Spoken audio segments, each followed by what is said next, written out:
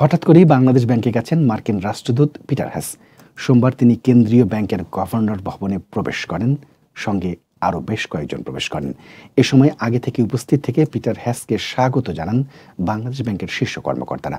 তবে ঠিক কী কারণে তিনি হঠাৎ বাংলাদেশ ব্যাংকে গেলেন সে বিষয়ে আর্থিক খাতের নিয়ন্ত্রক সংস্থাটির কোনো কর্মকর্তা মন্তব্য করতে রাজি হননি। যদিও বাংলাদেশ ব্যাংকের নাম প্রকাশে অনিচ্ছুক এক ঊর্ধ্বতন কর্মকর্তা জানান, যুক্তরাষ্ট্রের দক্ষিণ ও মধ্য এশিয়া বিষয়ক সহকারী মার্কিন পররাষ্ট্রমন্ত্রী ডোনাল্ড লু 14 মে ঢাকায় যাচ্ছেন। এ সফরে তিনি ব্যবসা, বিনিয়োগ, নিরাপত্তা, প্রতিরক্ষা, জলবায়ু পরিবর্তন, নাগরিক অধিকার সহ দুই দেশের অগ্রাধিকারের বিভিন্ন বিষয় নিয়ে সরকারি ও বেসরকারি পর্যায়ে আলোচনা করবেন। আর তাই আর্থিক খাতের বিভিন্ন বিষয়ে কথা বলতে পিটার হ্যাস বাংলাদেশ ব্যাংকে যান।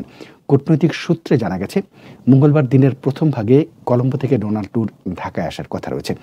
গত জানুয়ারির দ্বাদশ জাতীয় সংসদ নির্বাচনের পর যুক্তরাষ্ট্রের পররাষ্ট্র দপ্তরের সিনিয়র কর্মকর্তা হিসেবে এটি তার প্রথম সফর।